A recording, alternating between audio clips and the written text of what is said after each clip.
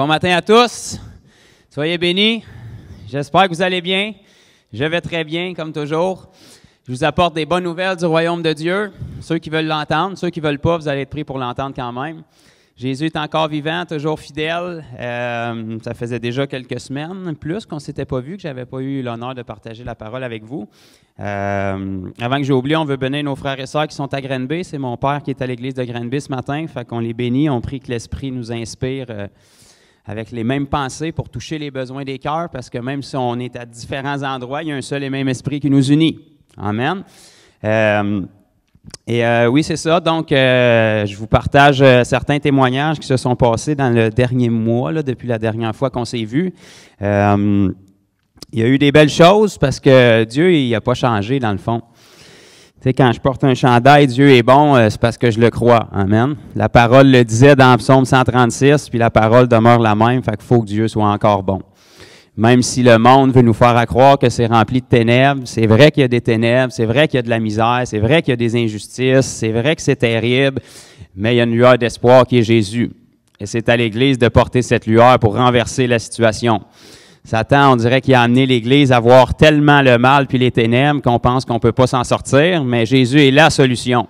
Jésus est venu dans une époque où ça faisait 400 ans que Dieu n'avait pas touché la terre et le peuple, et Jésus est arrivé puis il a bouleversé le monde avec une poignée d'hommes, en sorte que 2000 ans plus tard, on est ici. Donc, il n'y a pas d'excuse. Une personne est suffisante pour débuter quelque chose, puis aujourd'hui, on est beaucoup plus qu'un par la grâce de Dieu, et puis on peut transformer le monde dans lequel on vit à la gloire de Dieu, puis c'est ce que Jésus se plaît à faire.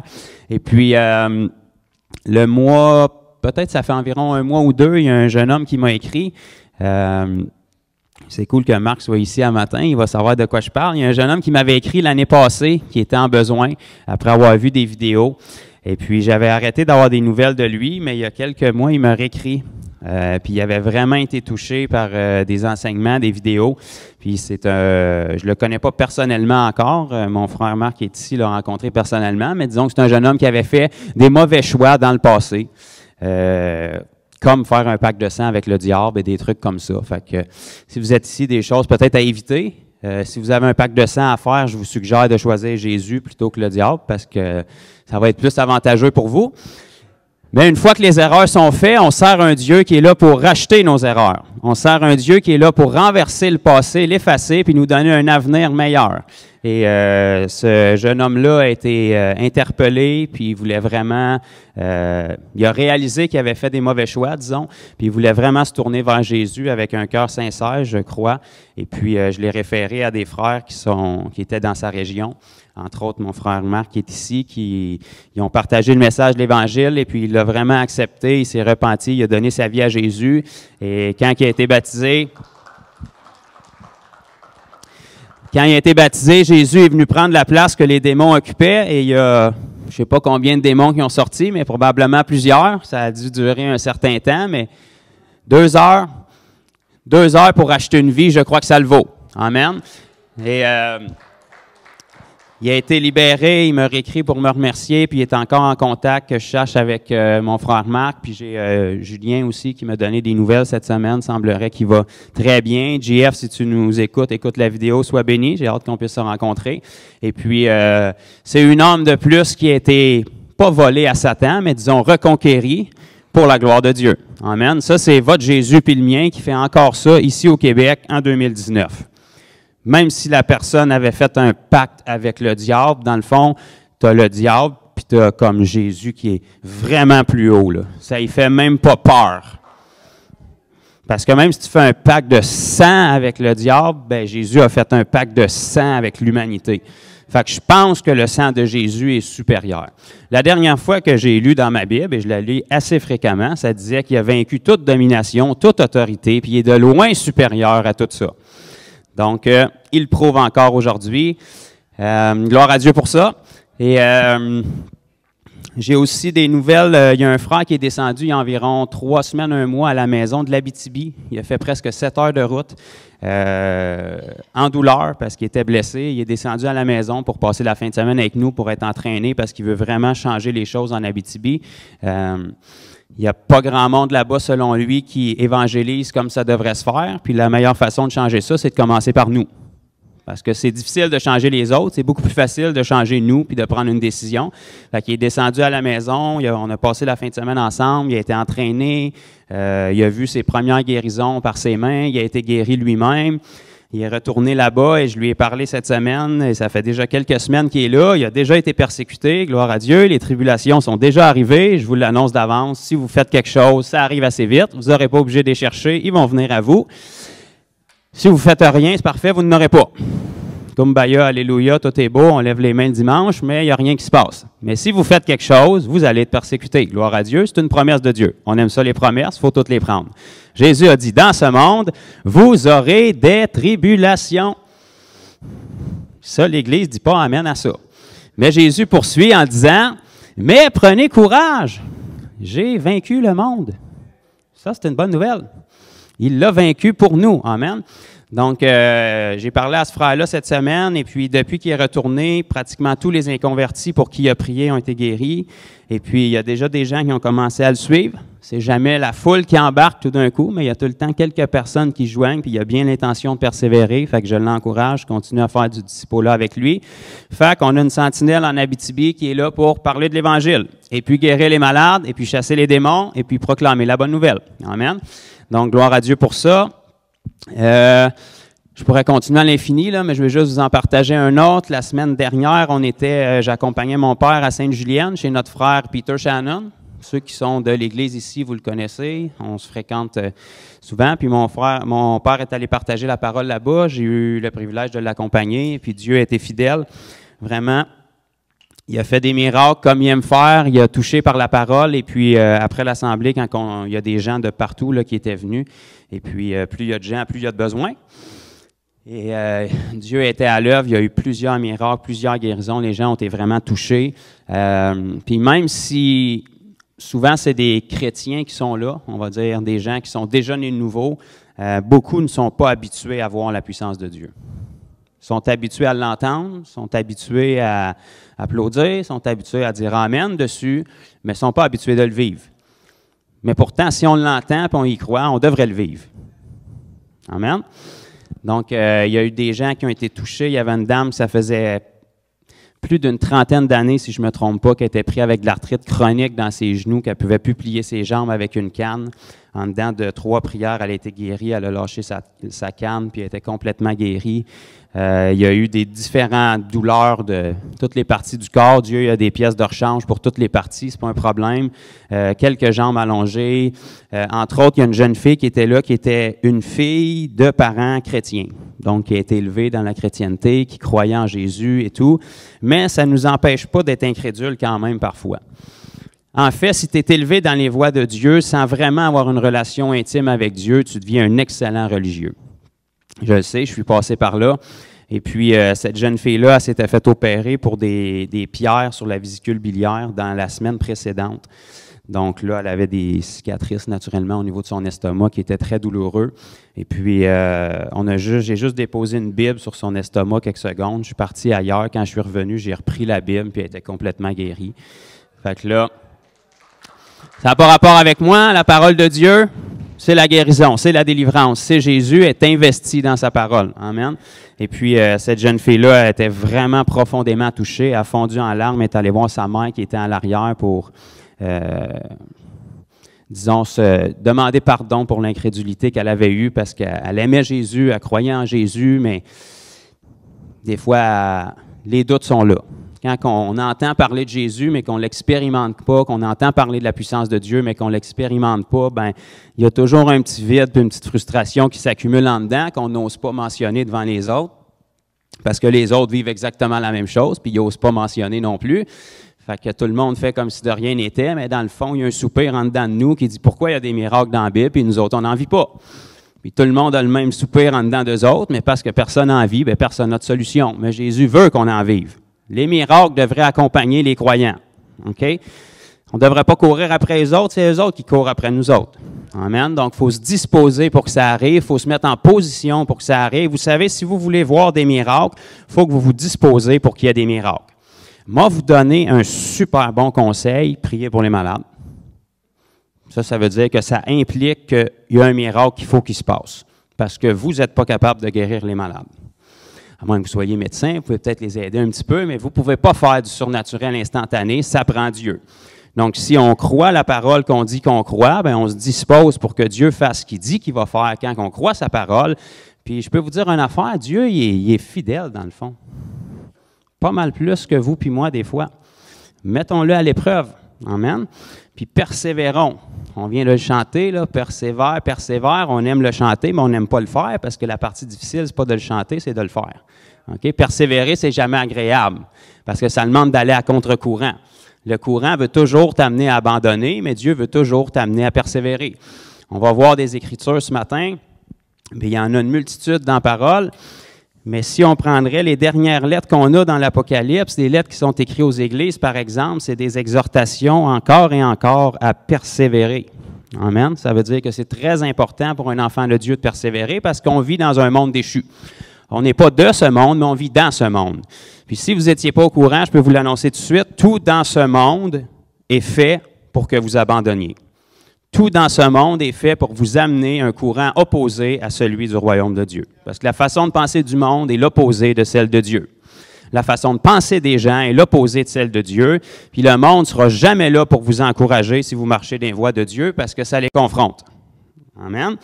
Donc, il ne faut pas se conformer à ce qu'on entend, à ce qu'on voit, puis plus les temps avancent, plus on va être persécuté. N'importe qui dans un monde impie qui se tient pour la justice, on va dire qu'il juge puis qu'il est bizarre.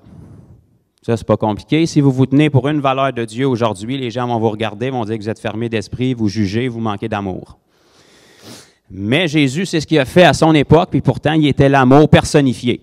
Amen. Fait que la version d'amour qu'on doit rechercher, c'est pas la charnelle qu'on a connue dans le monde, c'est celle de Dieu. Amen. Fait qu'on va rouvrir dans la parole ce matin.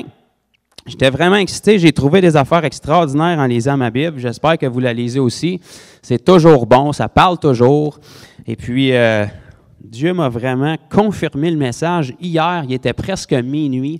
Il a changé ça de bord. Fait que ça veut dire qu'il y a sûrement ici ce matin quelqu'un, je pense, tout le monde qui sont ici, qui ont besoin d'entendre la parole. Amen. Donc, on va rouvrir ensemble dans l'Évangile de Jean. Si Dieu nous le permet, puis qu'il est encore dans nos Bibles, puis qu'il n'a pas changé d'idée en cours de route. Le chapitre 14.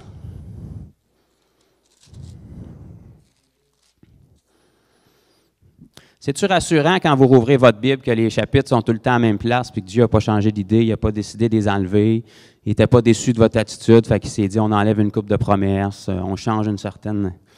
Quand on rouvre la parole, ça dit toujours la même chose, c'est toujours le même cœur, c'est toujours le même enseignement. Moi, ça me rassure en tout cas.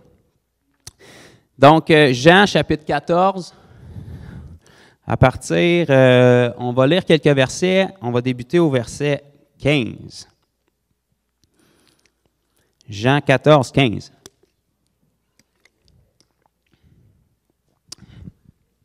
C'est parti. C'est Jésus qui parle. Si vous avez des belles Bibles avec des lettres en rouge, là, il va y avoir du rouge dans ce coin-là. Ça dit « Si vous m'aimez », qu'est-ce que ça dit ensuite? All right. Ça, c'est Jésus qui dit ça. Hein? « Si vous m'aimez, gardez mes commandements. » Est-ce que ça dit que Dieu va les garder pour nous?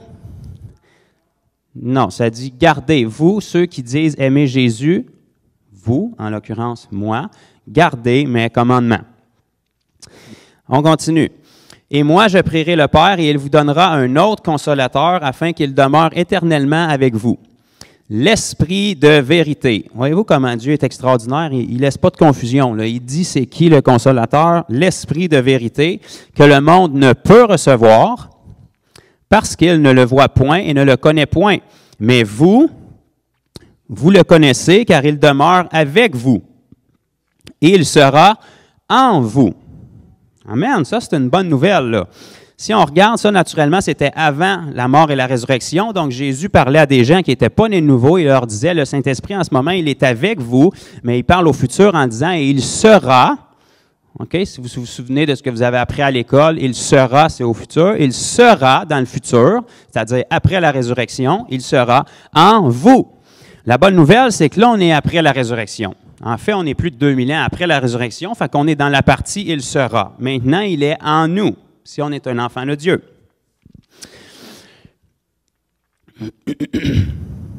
Amen. Donc, si on continue, ça nous dit, il sera en vous, verset 18, « Je ne vous laisserai pas orphelin, je viendrai à vous. Encore un peu de temps, et le monde ne me verra plus, mais vous, vous me verrez, car je vis, et vous vivrez aussi. » Verset 20, « En ce jour-là, vous connaîtrez que je suis en mon Père, que vous êtes en moi, et que je suis en vous. » C'est pas mal intime, d'après ce que je peux lire, là. Les gens qui ne sont jamais touchés par Dieu, les gens qui pensent que les voies de Dieu sont impénétrables, puis que Dieu est loin en arrière des nuages, puis c'est un vieux monsieur avec une barbe et un éclair qui veut te taper sa tête, c'est pas ce que je lis dans ma Bible, là. Verset 21, « Celui qui a mes commandements et qui les garde, » c'est-tu la même chose qui est écrit dans vos Bibles? « C'est celui qui m'aime. » OK, on va le relire. « Celui qui a mes commandements, » qu'est-ce que ça dit ensuite? « Et qui les garde. » OK. « Celui qui a les commandements et qui les garde, » ça c'est Jésus qui dit ça, là, « c'est celui qui m'aime. » Donc, si je comprends bien, si j'en déduis parce que je viens de lire là, vous me direz si je me trompe, si on a les commandements de Jésus, puis qu'on les garde, on aime Jésus. Si on ne garde pas les commandements de Jésus, on ne l'aime pas. C'est ça que ça veut dire? D'après ce que je lis, noir sur blanc, c'est ça que ça dirait. Et celui qui m'aime sera aimé de mon Père, je l'aimerai et je me ferai connaître à lui. Verset 22, Jude, non pas d'Iscariote, lui dit, « Seigneur, d'où vient que tu te feras connaître à nous et non au monde? » Jésus répondit, « Si quelqu'un m'aime, » qu'est-ce que ça dit ensuite? « Il gardera ma parole. » Amen. Le « il » ici, dans le fond, ça fait référence à ce qu'on vient de lire avant, celui qui dit qu'il aime Jésus. C'est assez simple si on décortique ça. Celui qui dit, si quelqu'un m'aime, il, celui qui dit aimer Jésus, gardera ma parole. C'est simple. Et mon Père l'aimera, nous viendrons à lui et nous ferons notre demeure chez lui. On sait que la façon que Dieu a choisi pour faire sa demeure chez nous, la Bible nous dit que c'est de venir vivre en nous. Vous savez que maintenant, notre corps est le temple du Saint-Esprit. Donc, la façon que Dieu a choisi de faire sa demeure en nous, c'est de se servir de notre corps comme temple. Au lieu de le transporter dans l'Arche de l'Alliance comme à l'époque, maintenant, on le transporte en nous. Amen. Donc là, on vient de lire 9 versets qui sont là, cités directement de la bouche de Jésus. Je pense que ce que Jésus dit, ça a quand même une certaine importance. En fait, c'est de première importance si on est un enfant de Dieu. J'imagine que vous croyez la même chose aussi. Ne trouvez-vous pas ça spécial que dans 9 versets, Jésus répète à 3 reprises exactement la même chose, mot pour mot, avec quelques formulations différentes, et que ça tourne toujours autour de « si vous m'aimez, gardez mes commandements ». Si vous dites que vous m'aimez, gardez ma parole. Celui qui m'aime, garde mes commandements. Okay? Ça, c'est Jésus qui s'adresse à nous. Je sais que ça a été écrit avant la résurrection, mais le fait qu'on l'ait dans la parole puis que ça se soit rendu jusqu'à nous, ça veut dire que ça s'adresse à nous aussi. Amen. Donc, si on aime Jésus, on doit garder ses commandements. Bon, il n'y a pas eu d'amen, mais c'est un bon spot pour dire amen. Donc, merci Seigneur. Jésus dit amen parce qu'il l'a écrit dans sa parole. Je ne suis pas là pour vos amen, mais ce serait important que les gens comprennent que ce qui est écrit dans la parole, c'est ce qui doit diriger notre vie. Donc, si on dit qu'on aime Jésus, si les gens disent qu'ils aiment Jésus, sans les juger, il y a une façon immanquable de voir ça, c'est qu'on garde ses commandements. La personne peut dire qu'elle aime Jésus de tout son cœur, mais si elle ne garde pas ses commandements, dans le fond, c'est un menteur. Ce n'est pas un jugement, c'est la parole qui le dit. Jésus a dit, vous reconnaîtrez l'arbre à ses fruits. Bon. L'arbre peut te dire que c'est un saule. Tu peux peut-être pas aller voir en racine, mais tu peux regarder les fruits qui en sortent. OK? Fait que les fruits, ça ne ment pas. Jésus était quand même sage dans les paraboles qu'il donnait. Là. Tu sais, quand il a dit, vous reconnaîtrez l'arbre à ses fruits, il savait ce qu'il disait. Amen. Donc là, Jésus nous dit 3 fois dans ces 9 versets-là, si vous m'aimez, je pense qu'on se doit d'aimer le Seigneur. Si vous ne l'aimez pas encore, on va s'arranger pour que vous l'aimiez avant de quitter, si vous le voulez. Donc, si on l'aime, on doit garder ses commandements. Maintenant, la prochaine question qu'on devrait se poser, ou du moins celle que moi je me suis posée, c'est quels sont ses commandements? Je suis content que vous m'en parliez avec enthousiasme comme ça, fait qu'on va tourner dans Matthieu pour aller lire c'est quoi? Ses commandements. Parce que Jésus en a fait une affaire de cœur et on ne marche plus selon la loi de Moïse maintenant, mais Jésus nous a donné ses commandements assez clairs et directs dans Matthieu. Chapitre 22.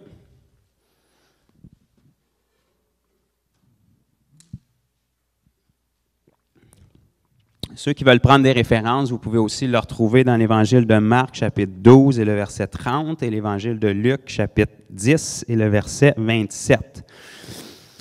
Mais maintenant, on va le lire dans Matthieu 22 et le verset 37. Jésus, verset 36, si on veut se mettre dans le contexte, quelqu'un lui a dit, « Maître, quel est le plus grand commandement de la loi? » Jésus lui répondit, « Tu aimeras le Seigneur ton Dieu de tout ton cœur, de toute ton âme et de toute ta pensée. C'est le premier et le plus grand commandement. Et voici le second, qui est semblable. Tu aimeras ton prochain comme toi-même. De ces deux commandements dépendent toute la loi et les prophètes. » Naturellement, ce n'est pas compliqué. On pourrait retourner dans Exode 20 où est-ce que les commandements, les 10 commandements ont été donnés et les prendre chacun individuellement. Puis on sait que si on marche dans l'amour, on honore tous ces commandements-là. C'est-à-dire que quand la parole dit « tu ne voleras point », on sait que si tu aimes ton prochain, tu ne voles pas ton prochain. Quand la parole dit « tu ne porteras point de faux témoignages contre ton prochain », c'est-à-dire mentir, on sait que si tu aimes ton prochain, tu ne lui mens pas. Donc, naturellement, tout tourne autour de l'amour. Maintenant, Jésus, ici, en a fait une affaire de cœur parce que quelqu'un peut honorer extérieurement les commandements, comme c'était le cas des pharisiens, des scribes, des religieux de l'époque, mais leur cœur était très corrompu. Mais comment est-ce qu'il y en a qui savent que Dieu voit le cœur? Il ne voit pas seulement les actions, il voit le cœur. Amen. Ça, je sais qu'on dirait que l'Église, ils veulent croire ce parti-là quand ça les arrange. Quand ils veulent rien faire ou qu'ils font des erreurs, ils disent « Dieu voit mon cœur ». Mais quand vient le temps de faire quelque chose, la Bible nous dit dans l'Apocalypse, quand Jésus parle aux églises, il dit « Je connais tes œuvres ». Fait que c'est pas juste le cœur, là. Oui, Dieu voit le cœur, mais il y a des œuvres qui doivent être attachées avec le cœur. Tu sais, on dit souvent, il faut que les bottines suivent les babines. Là. Si tu fais blablabla, mais que les bottines ne suivent pas, il faut que les bottines suivent les babines. Amen? OK, on va relire ça. « Tu aimeras le Seigneur ton Dieu de tout ton cœur. » Là, on n'aura pas le temps ce matin d'aller faire une étude dans le grec pour le mot « tout », mais de tout ton cœur, dans le fond, ce que Dieu voulait dire, c'est de tout ton cœur. C'est ça, dans le fond, qui était l'idée de Dieu quand il l'a mis dans la parole. Il voulait dire comme ton cœur, tu le prends tout, puis de tout ton cœur à Dieu, tu l'aimes. Puis il va poursuivre en disant de toute ton âme. Donc, pour les mêmes raisons, on n'aura pas le temps de faire une étude dans le grec, mais de tout, dans le fond, ce qu'il voulait dire, c'est comme toute ton âme, mais il l'a mis au féminin parce que âme, t'es au féminin. Mais ça veut dire comme ton âme, t'apprends tout, puis t'aimes Dieu avec toute ton âme. Et il va poursuivre en disant, Caroline, il ne nous laisse pas grand porte de sortie, hein, de toute ta pensée. T'sais, ton cœur, ton âme, ta pensée, là, il est jaloux un peu, hein, il veut pas qu'on, il est comme, mais coudonc, il nous a sauvés, il va falloir qu'on se plie. De toute ta pensée, ben dans le fond, c'est ça, c'est encore comme de toute ta pensée parce que c'est au féminin comme âme, dans le fond. Fait que là, on se retrouve à que Dieu nous commande. Un commandement, dans le fond, c'est pas comme une suggestion, c'est comme un commandement. Tu peux pas dire « Ah, pas aujourd'hui ». Il te commande. C'est comme... fait qu'il te commande d'aimer le Seigneur ton Dieu de tout ton cœur, de toute ton âme et de toute ta pensée. Ça, dans le fond, ça complète la totalité de qui tu es. Parce que la Bible nous dit dans Thessaloniciens que tu es un esprit. Puis la Bible fait référence à de multiples endroits qu'on n'aura pas le temps d'aller voir ce matin à l'esprit comme étant le cœur, parce que quand Dieu te demande de l'aimer de tout ton cœur, il ne parle pas avec tes artères, tes aortes, ton sang, il parle vraiment de ton cœur. Vous comprenez ce parti-là, là? Donc, il parle de ton cœur qui est ton esprit, OK? Puis la Bible dit qu'on est un esprit, on possède un âme, puis on est habité dans un corps en ce moment. Donc là, ça inclut les trois.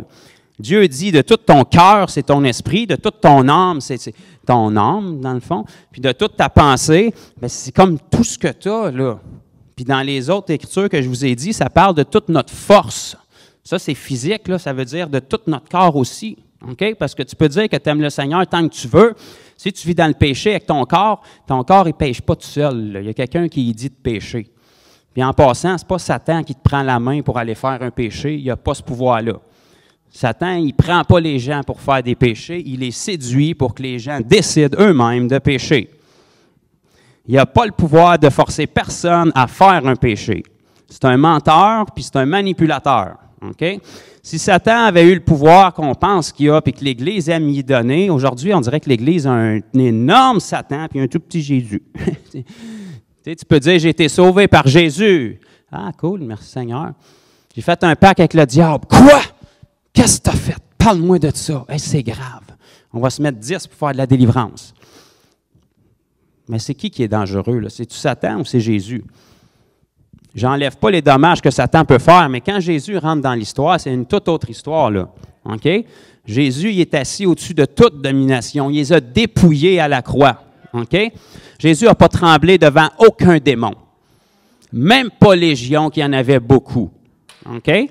Puis quand les démons voyaient arriver Jésus, là, ils n'essayaient pas d'y faire peur, là. Ils suppliaient. Jésus n'était même pas obligé de leur parler encore qu'il suppliait.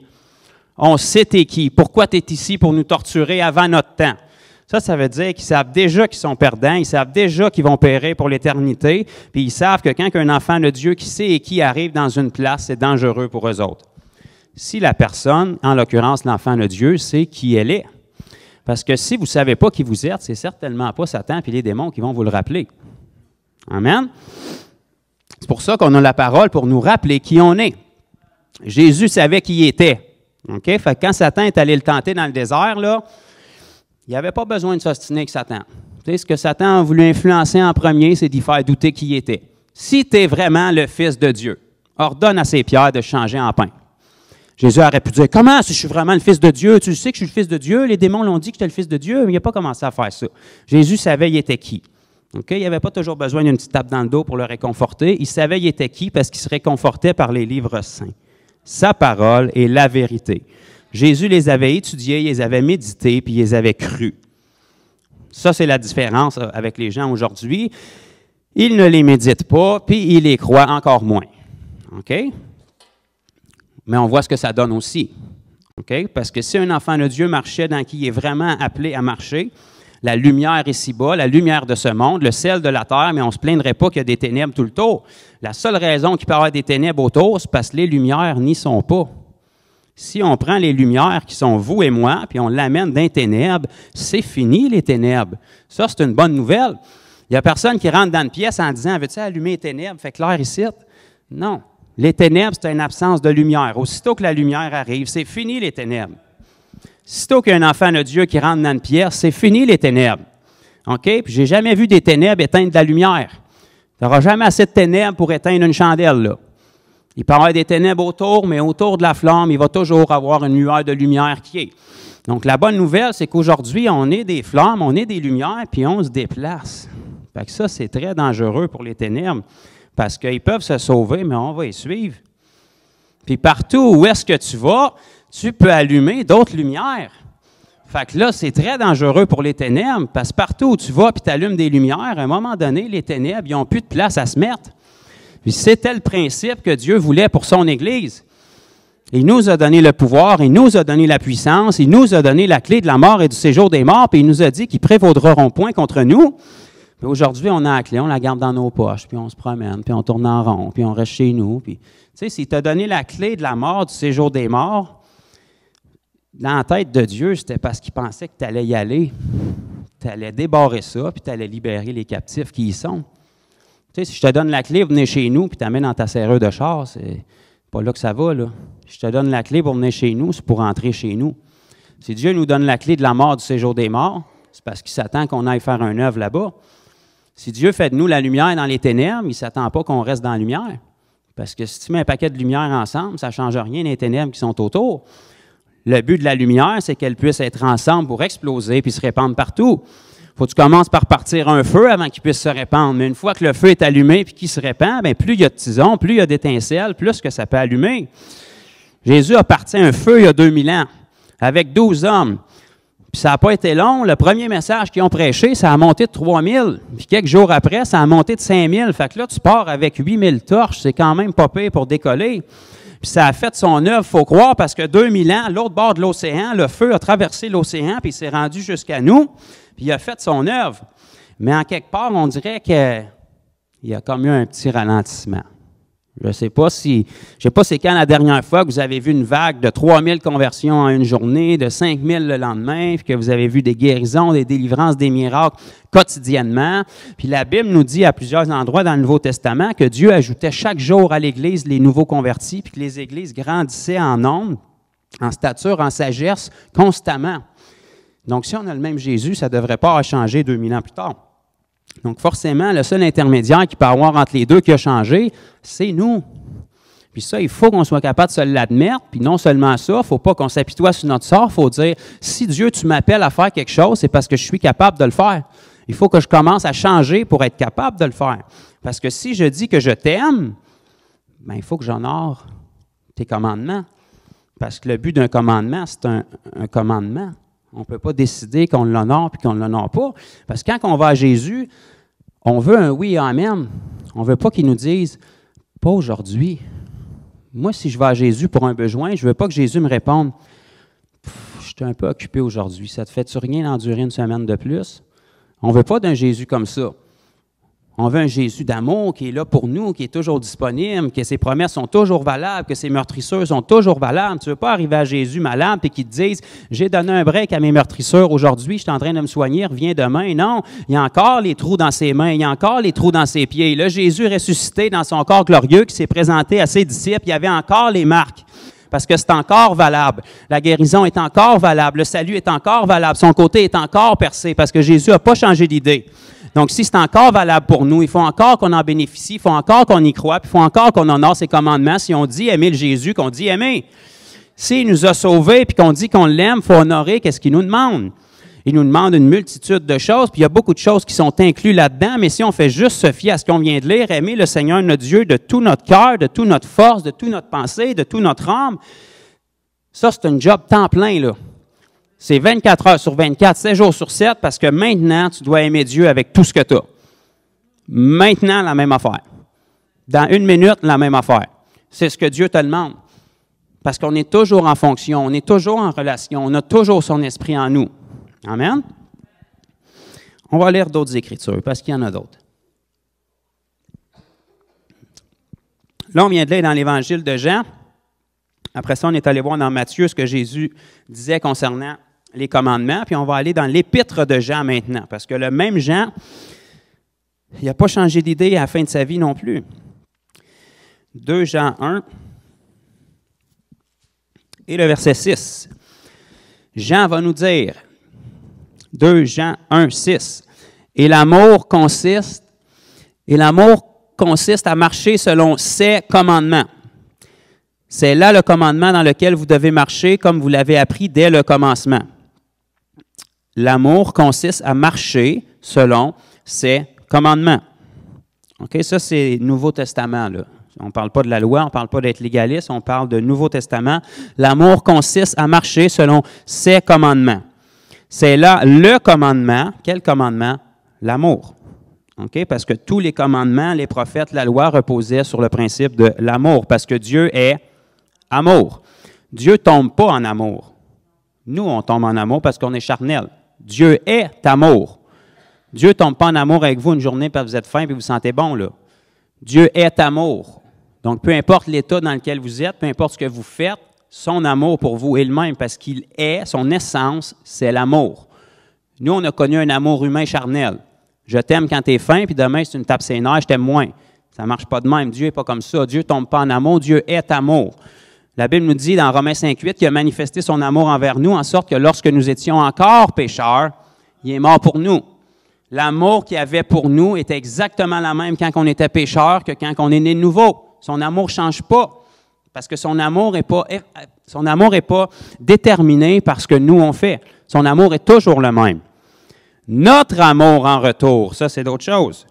OK? Parce que, tu sais, le verset le plus connu de la chrétienté, ça doit probablement être Jean 3,16. OK? Puis ça, on aime ça le connaître. Dieu a tant aimé le monde qu'il a donné son Fils unique afin que quelqu'un redonne lui ne périsse point, mais qu'il ait la vie éternelle. Amen, alléluia, kumbaya, maranatha, viens Seigneur Jésus. Bon. On connaît ça par cœur, mais vous savez que autant extraordinaire que l'amour de Dieu a été envers nous, ça sauve personne jusqu'à ce que toi, tu répondes par ton amour. Parce que c'est par la repentance qu'on peut accéder au salut. Le premier message que Jésus a annoncé, ça a été « Repentez-vous ». Aujourd'hui, si tu dis ça, tu es légaliste, tu manques d'amour. Mais Jésus t'est rempli d'amour, pourtant il disait « Repentez-vous ». Il a continué à dire « Repentez-vous ». Quand il a reçu ses premières roches, il a continué à dire « Repentez-vous ». Quand ils ont voulu le pousser en bas de la falaise, il a continué à dire « Repentez-vous ». Pourtant, il était rempli d'amour. OK? Parce qu'il ne lui disait pas « Repentez-vous parce que votre péché me tape ses nerfs ». Il lui disait « Repentez-vous parce que si vous ne vous repentez pas, vous allez périr. Puis je ne veux pas que vous périssez parce que je vous aime ». C'est ça la repentance qui vient de Dieu. Mais bien que Dieu, son amour est infini pour nous, puis vous savez, l'enfer va être rempli de gens que Dieu aime. Hein? Aujourd'hui, les gens ne connaissent pas la parole, mais ils retiennent ce qu'ils veulent.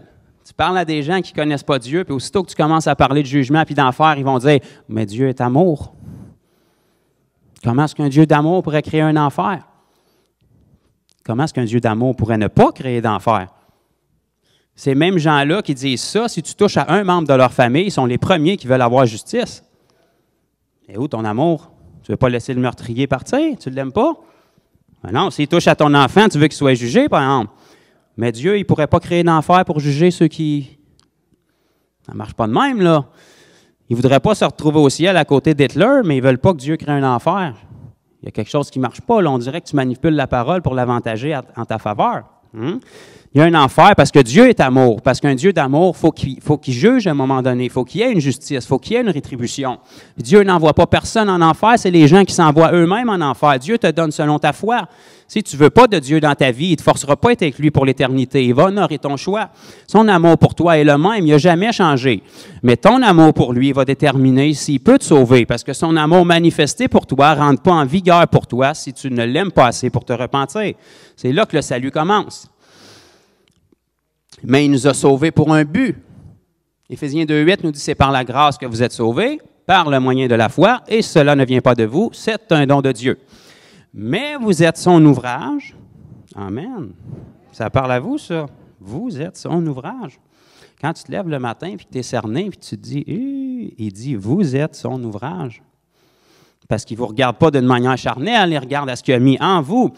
Vous avez été créés en Jésus-Christ, pour de bonnes œuvres que Dieu a préparées d'avance pour vous afin que vous les pratiquiez. Dieu les a préparées, il faut que tu les pratiques.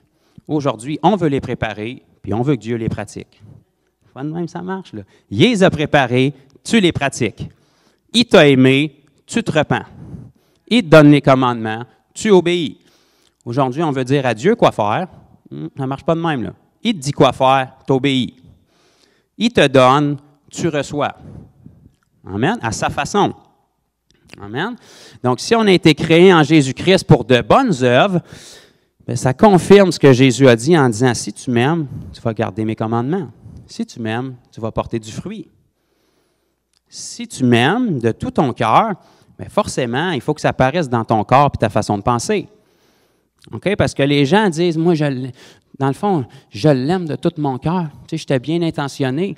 Mais tu sais, sans te juger, là, c'est très facile de savoir si tu l'aimes de tout ton cœur. Jésus nous a donné une façon pour ça. Il a dit, la bouche parle par l'abondance du cœur. Fait que si tu dis que tu aimes Jésus de tout ton cœur, là, puis que je parle avec toi pendant une demi-heure, puis que tu m'as parlé de tout sauf Jésus, dans le fond, c'est pas lui qui est prédominant dans ton cœur. C'est pas compliqué, ça. C'est pas du jugement. C'est la Bible qui le dit. Si la bouche parle par l'abondance du cœur, aujourd'hui, si tu parles avec des chrétiens, souvent, ce que tu vas entendre, c'est quelques mots spirituels pour avoir de l'air chrétien, puis après ça, ils vont parler des 3 plus grandes tribulations dans leur vie, puis ils vont finir en te disant « Garde-moi en prière, mon frère ». Fait que ça, c'est ce qu'il y a dans leur cœur. OK? Ils mettent des mots spirituels dessus, mais dans le fond, c'est tout à fait charnel. Il n'y a jamais de témoignage glorieux, il n'y a jamais de joie, il n'y a jamais de victoire, il n'y a jamais de bonheur. C'est pas la chrétienté que je vois dans la Bible. Il y a du murmure. C'est pas la chrétienté que je vois dans la Bible. Tu sais, du murmure, dans le fond, c'est fait avec 2 syllabes. Mur, puis mur. Fait que quand tu murmures, tu te fous un mur, puis un autre mur, puis si tu murmures 2 fois, tu t'es bloqué dans ton mur, puis tu n'avances plus. C'est ça que ça fait. Fait que Dieu, dans le fond, il aime mieux qu'on ne murmure pas.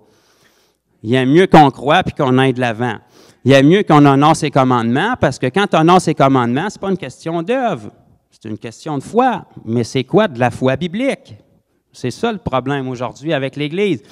Il y a eu des extrêmes. Tu sais, il y a le message de la grâce qui a été mal utilisé à un extrême, puis le légalisme a été mal utilisé aussi. Et puis là, aujourd'hui, on ne sait plus où se placer là-dedans.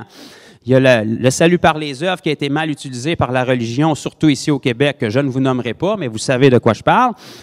Puis maintenant, il y a le message de la grâce qui est utilisé d'une manière qui est pervertie aussi. Okay? Parce que la foi biblique, c'est une foi qui porte des œuvres. Jacques a dit, la foi sans les œuvres est morte. Okay? Une telle foi ne peut pas te sauver. Le problème, c'est que tu peux avoir des œuvres, pas de foi. Ça s'appelle la religion. Mais tu ne peux pas avoir de la foi, pas d'œuvre. Ça, c'est de la foi intellectuelle, puis ça ne sauve personne. Une foi biblique, ça produit des œuvres. Tu veux savoir qu'une personne a vraiment la foi, il y a des œuvres qui viennent avec. C'est obligatoire, c'est biblique, mais on ne peut pas s'en sortir. Une foi doit produire des œuvres. Un amour pour Jésus doit produire des œuvres. Si vous m'aimez, vous garderez mes commandements. Garder ces commandements, c'est visible. Okay? Pour garder ces commandements, il faut qu'on le fasse avec notre corps, il faut qu'on le fasse avec notre cœur, il faut qu'on le fasse avec notre âme, il faut qu'on le fasse avec nos pensées, parce que votre corps, il fait ce que votre tête, il dit. Je ne sais pas si je vous apprends quelque chose, là, mais vous n'êtes pas somnambule à la journée longue. Là. Il y a quelqu'un qui dit à votre corps quoi faire. OK? Puis votre tête, dans le fond, elle n'a pas été sauvée.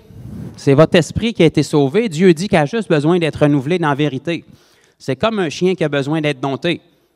C'est juste ça. Mais si on ne la renouvelle pas dans la vérité, mais c'est votre tête qui dit à votre corps quoi faire. Fait que même si votre esprit est sauvé, si votre tête ne pense pas comme Jésus, votre corps n'agira pas comme Jésus. Fait que là, vous allez avoir un combat, votre esprit va dire de quoi, puis votre corps va faire d'autres choses. Vous allez dire, je suis sauvé, c'est quoi qui se passe? Jésus te dit, marche selon l'esprit. Tu vas te sauver tellement de problèmes. Ta chair va te dire une affaire, mais écoute-la pas, marche selon l'esprit. Puis l'esprit, là, c'est pas flou, là. C'est pas mystique. Lis la parole. C'est écrit noir sur blanc dans ta langue. Dieu veut que tu comprennes. Puis il va te donner des révélations sur la parole qu'il a écrite. Amen? On relit le verset 6 une autre fois. L'amour consiste à marcher selon ses commandements, pas nos commandements, ses commandements, les mêmes commandements qu'on a lus tantôt. C'est là le commandement dans lequel vous devez marcher, le commandement de l'amour. Tu veux marcher dans l'amour, tu honores les commandements que Jésus a donnés. C'est quoi les commandements? L'aimer de tout ton cœur, de toute ta force, de toute ta pensée. Et, une fois que ça c'est fait, tu peux aimer ton prochain comme toi-même. Parce que si tu dois aimer ton prochain comme toi-même, il faut que tu sois capable de t'aimer toi-même. Parce que tu ne t'aimes pas toi-même, tu ne peux pas l'aimer comme toi-même. Ça fait-tu du sens? Ça n'a pas l'air. OK. Fait que si tu dois aimer ton prochain comme toi-même, bien, il faut que tu t'aimes toi-même. Sinon, tu vas l'aimer à la même mesure où tu t'aimes toi. Fait que si tu ne t'aimes pas, tu ne peux pas l'aimer comme toi-même. Bon, c'est un petit peu plus d'amène. On va aller dans ce coin-là. Fait que dans le fond, si tu t'aimes toi, tu peux aimer ton prochain comme toi-même. Mais la seule façon de t'aimer toi d'une bonne manière saine, sans devenir orgueilleux puis perverti, bien, c'est de t'aimer comme Dieu t'aime. À ce moment-là, si tu t'aimes comme Dieu t'aime, bien, tu peux connaître Dieu, avoir une intimité avec Dieu, tu te vois comme il te voit. Si tu te vois comme il te voit, tu apprends à le connaître, puis tu peux voir ton prochain comme Dieu te voit. Parce que Dieu fait exception de personne, puis il voit ton prochain comme toi. Je sais que toi, tu vois les péchés dans sa vie, puis tu ne vois pas les péchés dans la tienne, mais si tu te vois comme Dieu te voit, tu vas pouvoir voir ton prochain comme Dieu le voit. Ça ne veut pas dire que Dieu ne voit pas les péchés dans sa vie. Dieu les voit, mais Dieu sait qu'il est dans le péché parce qu'il n'est pas renouvelé. Dieu ne le regarde pas pour où est-ce qu'il est rendu, il le regarde pour où est-ce qu'il est appelé. Puis rappeler les péchés dans la vie de quelqu'un, c'est souvent pas ça qui va le transformer, c'est d'y montrer qu'il est capable de les surmonter puis que Jésus l'a libéré pour ne plus qu'il vive dans le péché. Ça ressemble à ce que l'apôtre Paul a dit dans Romains 6, « Vivrions-nous dans le péché afin que la grâce abonde? » La réponse, c'est certainement pas. Comment pourrions-nous, nous qui sommes morts au péché? Ça l'aiderait tellement l'Église qui comprenne qu'on n'est pas des pécheurs qui ont été pardonnés. On n'est plus pécheurs. On était pécheurs, mais on a été régénérés. C'est ça le but du salut. OK? Sinon, on va continuer à venir à l'Église avec notre bœuf, notre bouc, notre tourterelle, puis on va sacrifier tant qu'on pêche, parce que là, il n'y a rien qui a changé. Mais on sert une nouvelle alliance, elle est bien meilleure. Jean-Baptiste a vu Jésus arriver, puis il a dit quelque chose d'exceptionnel. Voici l'agneau immolé qui ôte les péchés du monde. C'est fini les sacrifices, le tournage en rond de recommencer tout le temps. Jésus est venu pour les ôter. Si tu es sauvé, il ôte tes péchés. Comment ça, je n'ai encore dans ma vie s'il est ôté? Parce que tu es charnel. Il a sauvé ton esprit, mais tu marches selon la chair, selon tes pensées qui ne sont pas renouvelées. Fait que ton corps va obéir à tes pensées sont charnelles, tu vas pécher. L'apôtre Paul dit dans Galates 5, « Marchez selon l'esprit, vous n'accomplirez pas les désirs de la chair. » J'ai besoin de délivrance, mon frère. Ça fait 10 ans que tu es en délivrance, tu es pire que tu étais. D'après moi, le problème, ce n'est pas la délivrance. Change ta façon de penser, puis tes actions vont changer. Il y a un temps pour la délivrance, il y a un temps pour le renouvellement de l'intelligence, puis il y a un temps pour simplement croire ce que la Bible dit. Puis on va aller le lire ici. Vous pouvez tourner avec moi dans 1 Jean 2, et on va lire à partir du verset 3.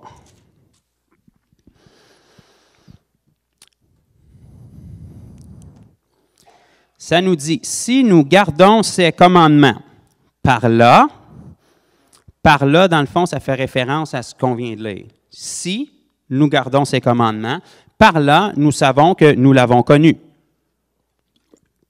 Celui qui dit « je l'ai connu » et qui ne garde pas ses commandements, je ne sais pas si Dieu manquait d'amour, c'est quoi ça dit après? Être un menteur. C'est assez direct, hein? Et la vérité n'est point en lui.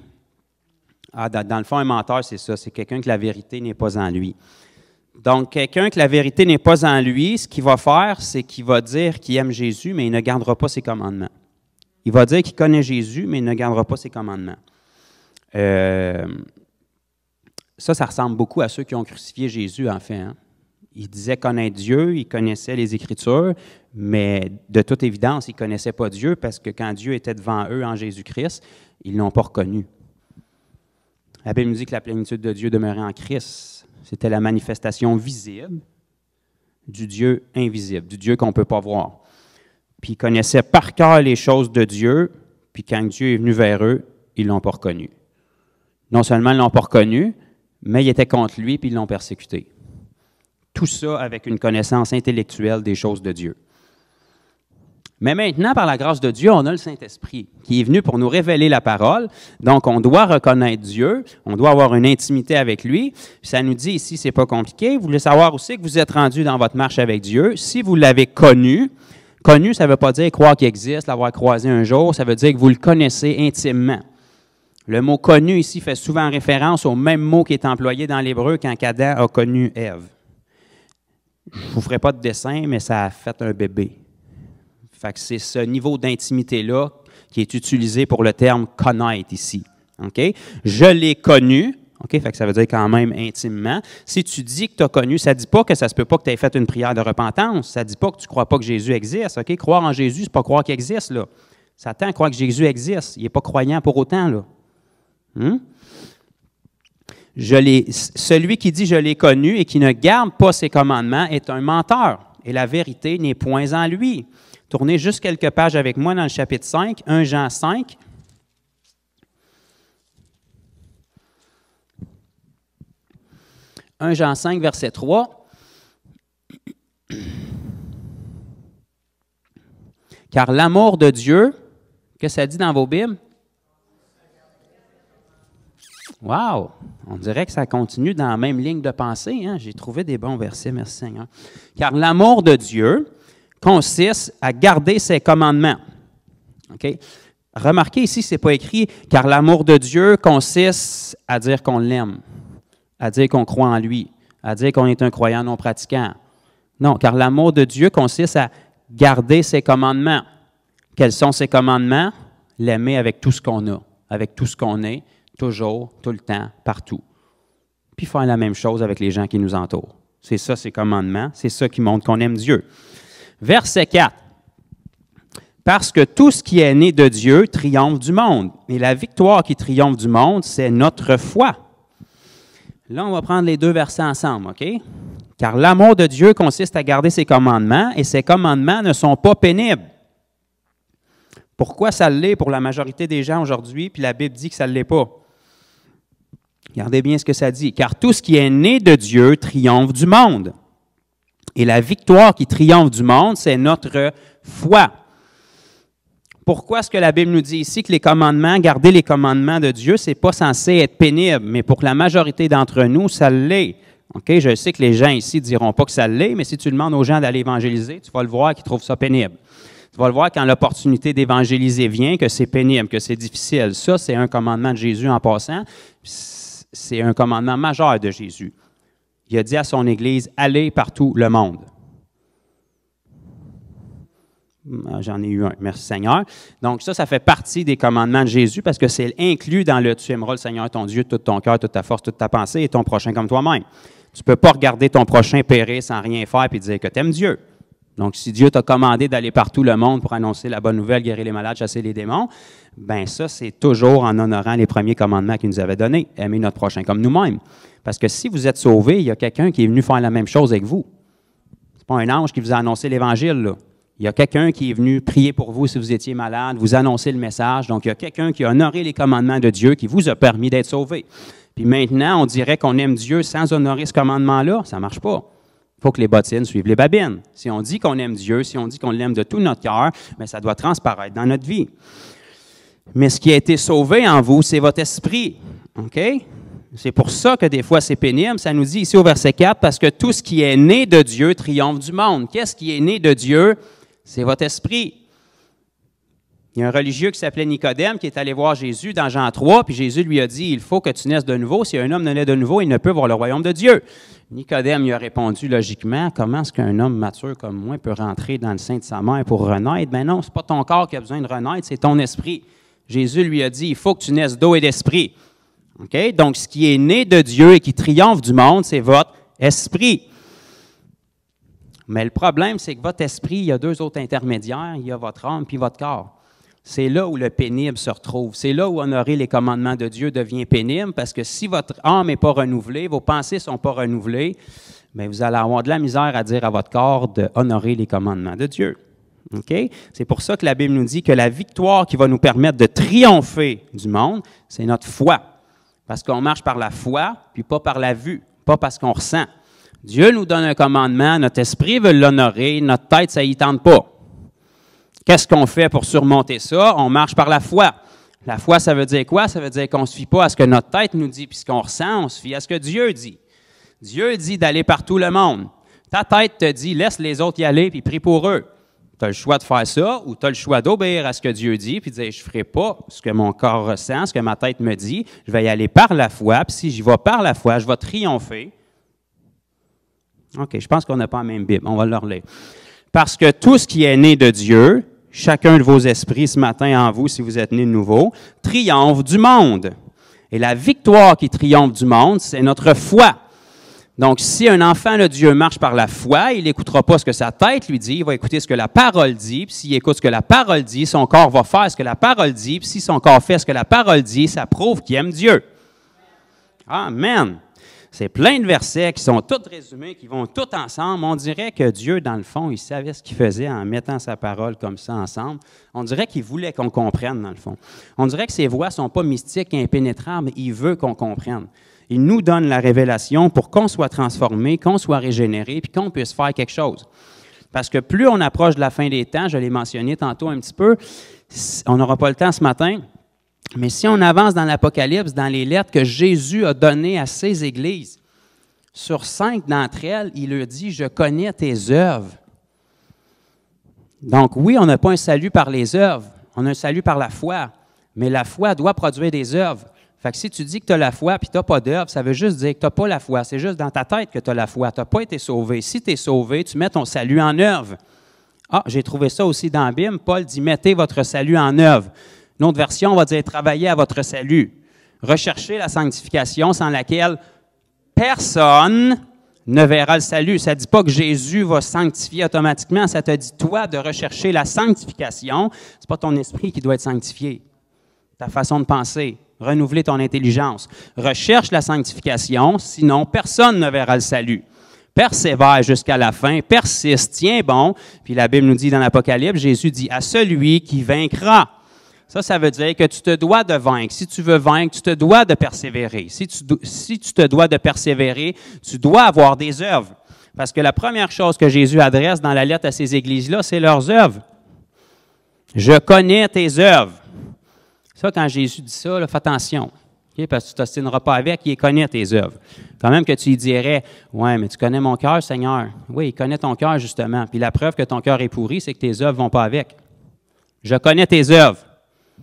Puis la preuve que ton cœur n'est pas vraiment pour moi, que tu ne m'aimes pas de tout ton cœur, de toute ta force, de toute ta pensée, c'est que tu n'as pas des œuvres qui vont avec ce que tu dis que tu crois.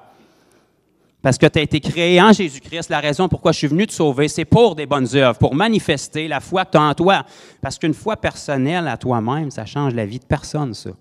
Ce n'est pas une foi biblique non plus. Il faut le crier sur tous les toits. Vous êtes le sel et la lumière du monde. Que cette lumière brille ainsi devant tous les hommes. Pas tout seul dans ta chambre, pas tout seul dans ton église, que ta lumière brille devant tous les hommes. Parce que le commandement, c'est d'aimer ton prochain comme toi-même. Fait que si tu as la lumière pour toi et tu ne la fais pas briller sur d'autres, tu désobéis au commandement. Si tu as reçu la cure pour le cancer et tu la gardes pour toi en regardant les gens mourir autour de toi, il y a quelque chose qui ne marche pas avec ton prochain. On a la cure au problème de toute l'humanité. Je sais que votre tête vous dit que non, mais la Bible vous dit que oui. Ça s'appelle Jésus. Jésus, c'est la solution, peu importe le problème. Ça peut peut-être prendre un petit peu de temps avant qu'on découvre c'est quoi la solution, mais être en Jésus puis être en vous. Si vous persévérez puis vous restez accrochés, la solution va émerger de vous puis vous êtes la solution que l'humanité a besoin si vous avez Jésus en vous. Donc, cette solution-là doit se rendre vers les gens. C'est pour ça que ça prend des œuvres. Parce que les gens, ils ne voient pas dans votre cœur. Même si vous dites que vous avez un bon cœur, que vous aimez Jésus de tout votre cœur, ce n'est pas ça qu'ils regardent, ils regardent à vos œuvres. Il y a des gens plein les prisons qui disent qu'ils croient en Dieu. En quelque part de route, il y a quelque chose qui s'est mal passé, parce que s'ils sont ramassés en prison, c'est parce que les œuvres ne marchaient pas avec ce qu'ils disent qu'ils croyaient. OK? Il y a des gens plein les églises qui disent qu'ils croient en Dieu. Mais pour moi, ça arrête à la porte. Pour moi, la croyance reste dans le cadrage de porte, je ne sais pas. Parce que dès qu'ils sortent ici, ils sont où les œuvres? Parce que les œuvres sont là pour témoigner de Jésus au monde. Le monde, il n'est pas dans l'Église. Dans l'Église, c'est l'Église. C'est le corps de Christ. Le monde, il est à l'extérieur. Les nations, ceux qui ne connaissent pas Dieu. Donc, c'est là que nos œuvres doivent être manifestées, puis c'est comme ça que Jésus s'est fait connaître. Pourquoi les foules accouraient vers Jésus? C'était pour ses œuvres. Ses œuvres témoignaient de qui il était. Jésus a dit, si vous ne croyez pas en moi, là, croyez dans mes œuvres. Si les œuvres que je fais ne témoignent pas de mon Père, vous n'êtes pas obligé de croire. Mais là, de toute évidence, les aveugles sont guéris à pelleter, les boiteux marchent, les sourds entendent. Fait que qu'est-ce que vous avez à dire contre ça? Je fais les œuvres que Dieu dit qu'il ferait, fait que croyez dans mon message. Quand est-ce que l'Église va être capable de se tenir aujourd'hui et dire ça? Si je ne fais pas les œuvres, tu n'es pas obligé de croire. Mais Dieu m'a donné la puissance pour que je les fasse, puis je me suis consacré pour les faire, fait que voici les œuvres. Bam. C'est là qu'on doit arriver. Aujourd'hui, c'est arrogant de parler comme ça dans l'Église, c'est presque blasphématoire, mais c'est comme ça que Jésus fonctionnait. Les gens accouraient vers Jésus, c'est pas parce qu'ils le trouvaient vraiment beau, puis vraiment fin, puis qu'ils étaient bien d'accord avec ce que Jésus disait, c'est parce qu'il avait faim, c'est parce qu'il était malade, c'est parce qu'il y avait des membres de leur famille qui étaient oppressés par des démons, puis ils étaient tannés de ça. Mais quand ils voyaient la grâce de Dieu se manifester pour ces gens-là, vous savez, quelqu'un qui a un démoniaque dans sa famille et qui est obligé d'en prendre soin toute sa vie, là, quand cette personne-là est guérie du jour au lendemain, savez-vous combien de vies qui sont impactées juste par cette délivrance-là? Quelqu'un qui a un enfant handicapé qui n'est pas autonome, qui doit s'en occuper, savez-vous l'impact que ça peut avoir quand Dieu guérit une personne comme ça? Vous venez de bouleverser la vie de toute la famille qui est autour. Fait que même s'ils se sont approchés vers Dieu au début pour ça, quand la bonté de Dieu est manifestée pour eux, ça les pousse à la repentance. Ça ressemble à ce qu'on retrouve dans Romains 2,4. C'est la bonté de Dieu qui nous pousse à la repentance. C'est comme ça que Jésus a fait son ministère. C'est comme ça que l'Église a débuté. Pourquoi le réveil a éclaté pas longtemps après la Pentecôte, quand Pierre et Jean sont allés à la belle porte du temple? Parce qu'ils ont guéri le boiteux. Le boiteux, c'était le meilleur évangéliste. Il s'est levé debout, puis juste par sa présence, tout le monde était attiré, puis il voulait savoir ce qui s'était passé. Commence à faire des miracles, commence à faire des choses surnaturelles, commence à marcher dans la puissance de Dieu. Tu vas être persécuté, c'est sûr, mais naturellement, les gens vont se poser des questions. Même s'ils ne sont pas hyper spirituels, mais qu'ils viennent vers toi, ils vont venir vers toi, puis ils vont être touchés par Dieu. Puis quand ils vont être touchés par Dieu, ils vont avoir une oreille pour entendre le message. Puis une fois que tu as mis le message, qu'ils soient sauvés ou pas, ça dépend d'eux autres. Mais toi, ton travail, c'est de leur donner le message. Toi, ton travail, c'est d'avoir les œuvres. Vous savez que les villes où Jésus a fait le plus de miracles, c'est là où il y a eu le moins de conversions, mais pourtant, il les a faites quand même, sachant très bien que les gens ne se convertiraient pas. Jésus a dit, « Malheur à toi, Chorazin, malheur à toi, Bethsaïda, car si les miracles qui se sont faits chez vous auraient été faits en Tyr et dans Sidon, ça ferait longtemps qu'ils se seraient repentis en prenant le sac et la cendre. » Jésus a quand même fait plus de miracles dans ces villes-là, parce que la nature de Dieu n'a pas été changée par l'incrédulité des gens. Tu ne reçois pas le message, ce n'est pas de ma faute, j'aimerais ça que tu le reçoives. Mon travail, ce n'est pas de te sauver, c'est de te le donner. Mon travail, c'est de t'apporter la guérison. Que tu te convertisses ou pas, c'est de te l'apporter. Mon travail, c'est de t'apporter la délivrance. Que tu tournes à Jésus ou pas, c'est de te l'apporter. Si tu ne tournes pas à Jésus, ta situation va être pire, mais Jésus n'a jamais laissé quelqu'un pris avec un démon par peur qu'il s'en repogne un autre après. On fait face au problème, on l'adresse, on met la personne sur ses gardes, mais on ne peut pas contrôler ce que la personne fait. C'est comme si on disait, j'annonce pas l'Évangile à quelqu'un, parce que tout d'un coup, qu'il ne se convertit pas, j'ai perdu mon temps. Non, annonce l'Évangile, prêche la parole en toute occasion, favorable ou non, proclame le message. C'est comme si on disait, je ne guérirai pas quelqu'un, parce que s'il ne se convertit pas, il a été guéri pour rien. Apporte la guérison. Tu es la solution. Règle le problème qui est devant toi, peu importe ce que le problème y est. Arrange-les, puis les gens vont voir le cœur de Dieu. Si tu laisses l'attitude des gens puis la réception des gens déterminer comment toi tu agis, bien là, tu te mets à leur niveau. Le cœur de Dieu ne change pas pour les gens. Dieu n'a pas attendu qu'on soit propre avant de nous sauver. Il nous a sauvés quand on était pécheurs. Le cœur de Dieu a toujours été le même. Amen. Merci Seigneur. Matthieu 11 et le verset 30, Jésus a dit, « Mon joug est doux et mon fardeau est léger. » On vient de lire dans Jean que honorer ses commandements, ce n'est pas pénible, parce que son joug est doux et son fardeau est léger. Mais pour la majorité de la chrétienté moderne aujourd'hui, ce n'est pas le cas, comme on a mentionné. Pourquoi? Parce qu'ils ne marchent pas selon l'esprit, ils marchent selon la chair. Ils essaient de vivre leur vie chrétienne comme des inconvertis. Ils essaient de vivre leur vie chrétienne d'une manière charnelle, fait qu'ils sont constamment dans le combat, sont constamment dans les épreuves, ils n'ont jamais de percée. Puis on dirait que souvent l'Église a fait l'erreur de venir faire du ministère à cette façon de penser-là, cette façon charnelle. Ça, c'est un trou sans fin, tu n'arriveras jamais à rien, parce que si la façon de penser de la personne n'est pas renouvelée, elle va toujours être d'un problème. La puissance de Dieu va se manifester pour la situation si la personne qui prie a la foi.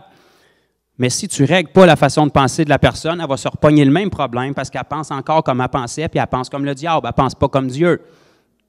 Son joug doit être doux, son fardeau est léger. Si tu es toujours dans l'épreuve, tu es toujours dans la victoire, tu n'as jamais de témoignage glorieux, tu ne marches pas de gloire en gloire, ça ne marche pas, ce n'est pas ça la chrétienté. Dieu nous appelle à marcher de gloire en gloire. Dieu nous appelle à ce que ça soit léger. Si ce n'est pas léger, c'est lourd, c'est constamment de l'épreuve, c'est constamment difficile. Tu es plus malheureux que quand tu étais pécheur, il y a quelque chose qui ne marche pas parce que ce que tu as reçu, c'est une bonne nouvelle, une joie, une espérance glorieuse. Donc, c'est parce que tu ne vois pas les choses comme Dieu les voit. C'est parce qu'au lieu de regarder à la vérité qui est établie dans ton esprit, tu regardes à ce que tu ressens dans ton âme. Puis ton corps suit ton âme. Puis tu demandes constamment de la prière, puis constamment du ministère pour ton âme. Mais ton âme, tu dois le renouveler. Il n'y a pas de touche de Dieu qui va venir le transformer. La Bible nous dit qu'on ne doit pas se conformer au siècle présent, mais être transformé par le renouvellement de l'intelligence. Ce n'est pas une imposition des mains qui va venir changer ton âme, c'est toi qui dois la renouveler. L'imposition des mains peut t'apporter la guérison, elle peut t'apporter une touche, mais tu dois être renouvelé par cette touche-là dans ton intelligence pour arrêter d'être charnel puis marcher selon l'esprit. Si tu marches selon l'esprit qui est déjà parfait en toi, hein, ton esprit, il n'a pas besoin de grandir, il n'a pas besoin de renouveler, il est 100% à l'image de Christ. La Bible dit que tu es uni à lui, tu es une seule et même plante avec lui, vous faites un. Tel il est, tel vous êtes dans ce monde. Impeccable, parfait, aucun besoin de croissance, boum, tu es sauvé, ça fait 1 seconde que tu es sauvé, tu es pleinement sauvé. Ça doit s'aligner avec. Ça doit apprendre à penser comme Dieu pense. Ça doit apprendre à arrêter de penser comme tu te ressens, mais à penser comme Dieu dit. Si tu crois ce que Dieu dit, tu vas arrêter de te fier à ce que tu ressens, puis tu vas commencer à marcher comme Jésus a marché. Jésus avait de la chair, puis il l'a vaincu tout au long de son ministère. Jésus, qui était le Fils de Dieu, manifesté dans la chair, Dieu lui-même, dans un corps physique, a dû apprendre. Il a dû grandir en stature et en sagesse. Jésus passait des nuits à prier. Il était dans les œuvres, Jésus? Ben, c'est parce qu'il voulait se consacrer pour écraser sa chair. Jésus a jeûné 40 jours. Il n'aurait pas eu besoin, il était loin pourtant. C'est drôle, après son 40 jours, il est sorti du désert rempli d'esprit et de puissance, puis il a fait 3 ans et demi de ministère à bouleverser le monde. Toi, tu es trop spirituel pour faire ça, tu ne veux pas faire d'œuvre. L'élève ne sera jamais plus grand que le maître. Si ton maître a jeûné, si ton maître a prié, si ton maître a écrasé sa chair, toi, tu ne veux pas le faire. Puis après ça, tu te demandes pourquoi les gens ne sont pas guéris, puis tu demandes à Dieu, pourquoi tu ne guéris pas, Seigneur? Il y a peut-être quelque chose que tu n'as pas fait en cours de route pour être au niveau où le Seigneur était. Les apôtres ont jeûné, les apôtres ont prié, les apôtres se rassemblaient, les apôtres ils se consacraient, puis il y avait des résultats. Puis toi, tu n'en as pas, puis tu te demandes pourquoi. Ils ont peut-être fait quelque chose que tu n'as pas fait. Pas pour attirer la faveur de Dieu, parce qu'ils voulaient écraser leur chair pour que Dieu passe à travers eux. Parce qu'il y avait de la chair comme vous. Hein? Jésus avait de la chair comme vous. Les apôtres avaient de la chair comme vous. Leur pensée n'était pas avec eux. Ils devaient constamment écraser leur chair puis obéir à l'Esprit. Dès le début du ministère des apôtres, après le jour de la Pentecôte, après qu'ils ont eu un réveil extraordinaire, vous pouvez lire au chapitre suivant que les apôtres ont prié, ils ont dit « Dieu, étends ta main pour qu'il se fasse des puissants miracles au nom de ton saint serviteur Jésus, parce que là, on est cuit si tu fais rien. » L'apôtre Paul est allé à l'église de Corinthe, puis il a dit « Quand je suis allé vers vous, avant que vous soyez convertis pour vous apporter le message, je me tenais devant vous avec crainte et tremblement. Je ne m'appuyais pas sur la sagesse humaine puis sur des discours persuasifs, mais sur la puissance et l'Esprit de Dieu. » L'apôtre Paul était tellement brillant, il aurait pu confondre Corinthe juste avec du blabla parce que Corinthe, ce n'était pas la haute gamme de la société.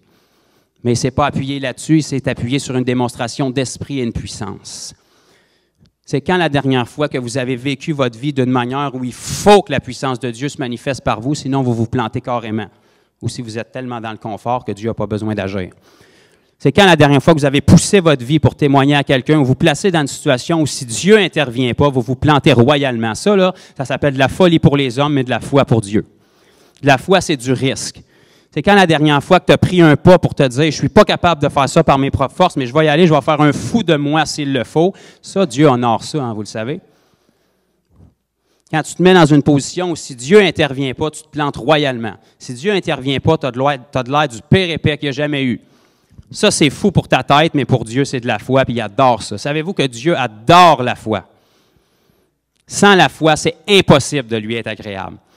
Donc, si tu l'aimes de tout ton corps, de toute ta force et de toute ta pensée, tout ce que tu fais avec ton corps, ta force, ta pensée et ton cœur doit être imprégné de foi. Tu dois constamment te mettre dans une position où tu es inconfortable pour que la foi puisse opérer et que Dieu se manifeste en ta faveur. Là, tu vas avoir des témoignages dans ta vie. Là, les choses vont bouger. Mais c'est inconfortable, puis on aime mieux rester dans notre confort. Mais dans ton confort, tu es juste confortable, il n'y a rien d'autre qui se passe. Tu es dépressif, tu es démoralisé, tu n'as pas de témoignage, tu ne marches pas de gloire en gloire. Pourtant, la Bible dit que tu dois le faire. Fait que forcément, il y a quelque chose que tu dois faire pour que ça se passe. Tu dois sortir de ton confort, tu dois écraser ta chair. Son joug doit être doux et léger, il ne doit pas t'écraser. Tu dois marcher selon l'Esprit et par la foi, c'est possible que son joug ne soit pas pesant. Par la foi, c'est possible qu'il soit doux et léger. Parce que si on dit qu'on aime Jésus, on doit honorer ses commandements. Merci Seigneur. C'est les premières Écritures qu'on a lues. J'espérais que vous ne les aviez pas oubliées.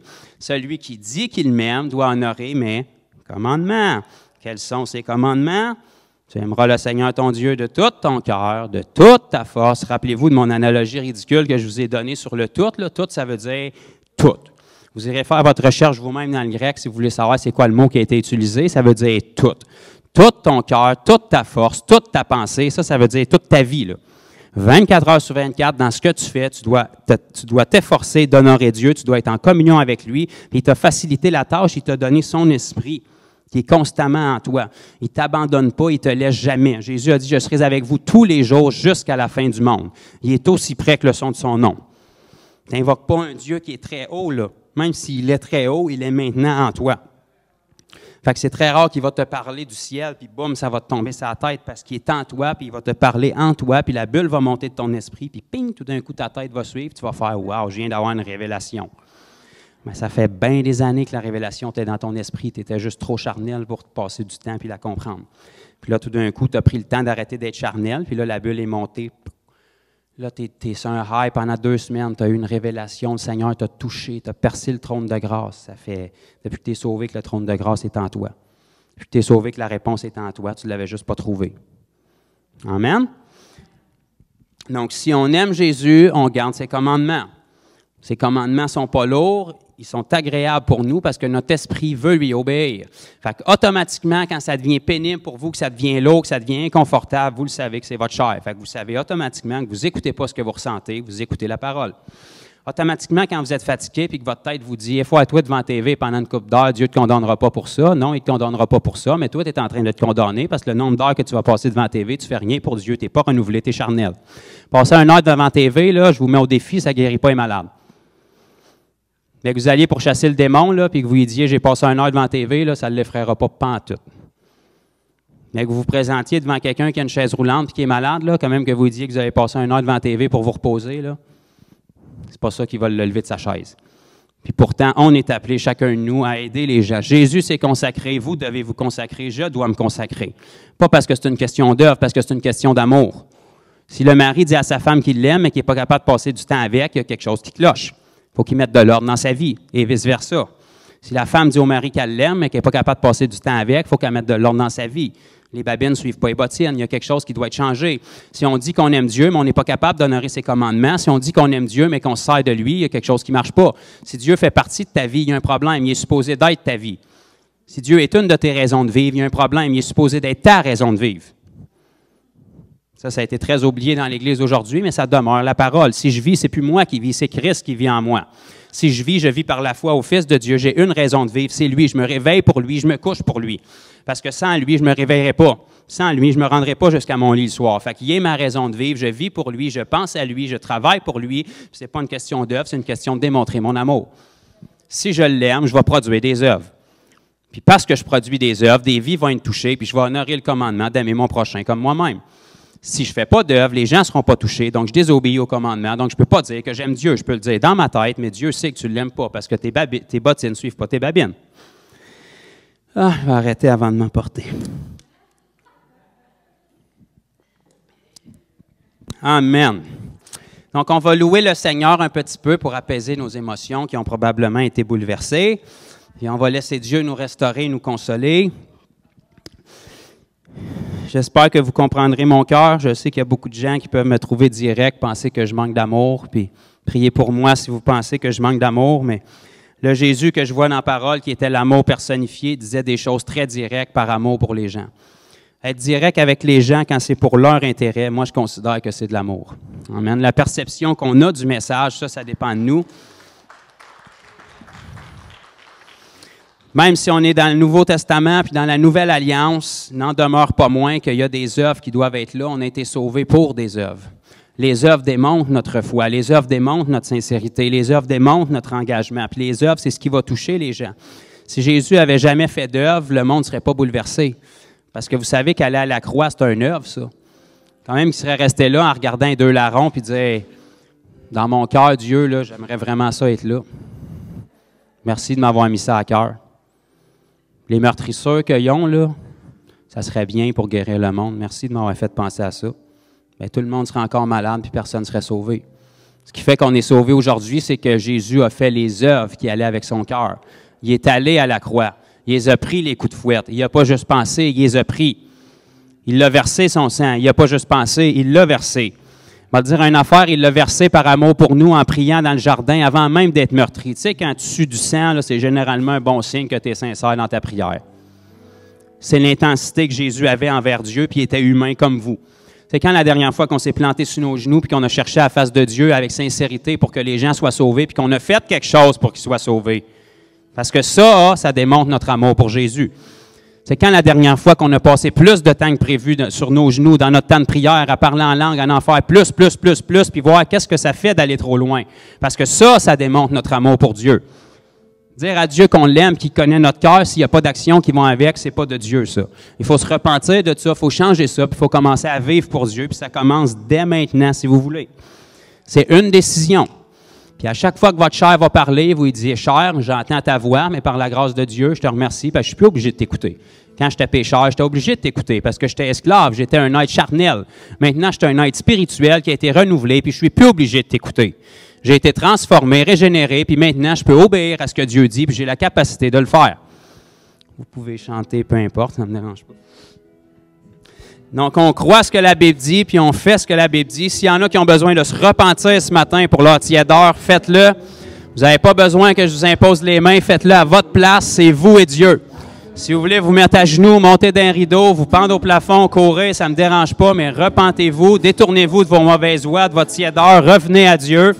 S'il y en a qui ont des besoins physiques, ça me ferait plaisir de prier pour vous. Et puis méditez cette parole-là, puis laissez-la changer votre vie à partir d'aujourd'hui, s'il vous plaît. Et moi inclus. Amen.